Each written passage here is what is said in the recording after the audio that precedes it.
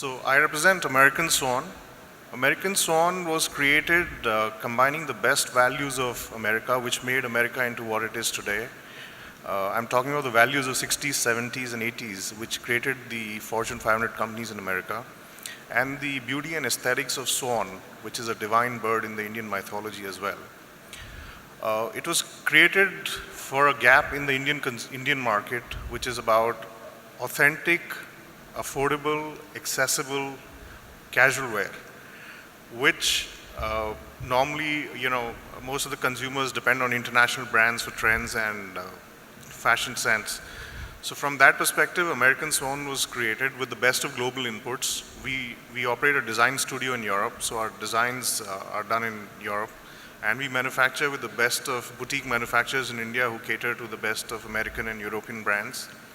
And price is the surprise factor. So quality need not come at a price is the tenet of the brand. And we started with an online portal, americanswan.com. We launched in January of 2013. And now we moved into a multi-channel or an omni-channel presence with a hybrid business model. We're selling on all the leading online aggregators in India. We're also doing offline distribution and shop-in-shops, and we're coming up with an integrated retail concept which will have the best of online and offline worlds. So that's the integrated retail concept which we're going to launch in probably 6 months from now. So that has been the journey so far. Technology was my only pain point because I'm from a brand product retail background, and I've done that for over 17, 18 years of my life. And I was getting into a new area completely, and so the biggest challenge for me was that whom to depend on, whom to rely on, because I don't have other co-founders or members in the same space, who understand the tech space very well. So fundamentally, I relied on the common sense that whatever you know it well, so you can take decisions there, but whatever you don't know, you go with tried and tested technologies in the initial phase of the business. So I think fundamentally we took off-the-shelf products which are already being tried by other leading companies, e-commerce companies or digital companies, and we didn't experiment too much with that. We did not go for a customized solution right at the inception because our novelty was the product and service which we were offering and not necessarily the technology which was enabling that in the initial stages of the business.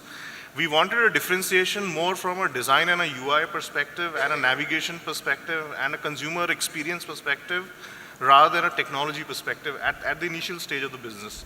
I'm sure having spent more than a year doing this, when we go for the next set of technology upgradation or we look at new things, then we'll go in for a customized solution. But the initial decision was based by common sense and gut rather than anything else. This is a hot topic of discussion for a lot of players these days. You must be reading a lot of articles about this also, because now the malls are also started to get affected by this. The brands are also getting affected. I think fundamentally you need to see what your business model is. If you are a brand, for example, we did create an online-led business, but fundamentally we are a brand which is offering a product and a service. So if we want to see the life cycle and journey of the brand, we need to be consistent with what we are, and we cannot be deterred by channels. So uniformity of pricing is very important. So as a brand, for example, American Swan is sold on MRP, and it's consistent across all channels, whether it's offline, whether it's online, on our website, on our aggregator's website, in our exclusive brand stores, everywhere it's the same pricing. And everywhere is the same discounting. So if we go end of season sale with a 30% off or a 40% off, you'll find it consistent across channels. The only issue is that, as we were just discussing a while back, that the e-commerce players are in a hurry, and they're in a hurry to scale up and grab the market share. They are actually pushing coupons on cart. They're actually pushing additional discounts on the cart value, which makes it competitive for consumers to actually shop on online versus offline. Now, I think this is a trend which has been there for a while, but I think both the online, the offline industry, as well as the investors have taken a cognizant point of view around this, and it's only a matter of time cycle or a life cycle in the journey of a new industry like e-commerce. Eventually, I think it'll stabilize. But right now, in the initial years, probably in the next year or so, you will see that there will be an additional benefit of shopping online versus offline.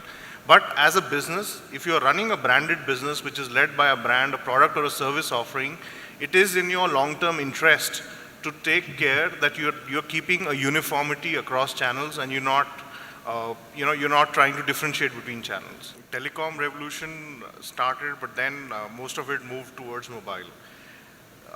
We see a similar trend happening here where you know the challenges with broadband connections, you know the infrastructure for broadband, you know the modem capabilities or whatever that connectivity issues which people face, especially in tier 2, tier 3. In fact, sometimes sitting on a 4 Mbps lease line, you still don't get the kind of service you expect, right? So with the advent of smartphones and with the advent of not cheap, but I would say value for money smartphones, which is now the latest trend, where the entry-level barrier has dropped down to 5,000 rupees. And like we were discussing, it is still going to drop down to say about 3,000 rupees. And with the advent of tabs, which are very convenient, so they're making desktops almost redundant. And even laptops, either they're becoming mini or micro laptops, or tablets are even replacing them if they can add features like that. Even today, what we have researched or what we have seen on our portal itself, that 25 to 30% of our orders come from mobile consumers. And the visits could even be higher than that. And so the first step in a journey is to have a responsive website, which means your site actually adapts to the browser. Whether if it is coming from a mobile browser, then it adapts accordingly, and if it's coming from a desktop, it adapts accordingly. Secondly, the way we are seeing is, in India, with this smartphone like we spoke about and the 4G technology being rolled out and players getting aggressive about it, I think the e-commerce companies would need to have a mobile-led strategy. Right now it was an e-commerce-led strategy, but I think now they'll have to have a mobile-led strategy where, one, obviously you need to have an app, but then app should solve some purpose. It shouldn't be a basic app. It should be a value-added app which is offering differentiated services. Then you could do some exciting things around it. For example, you could do your deal of the day through it. You could have a mobile wallet.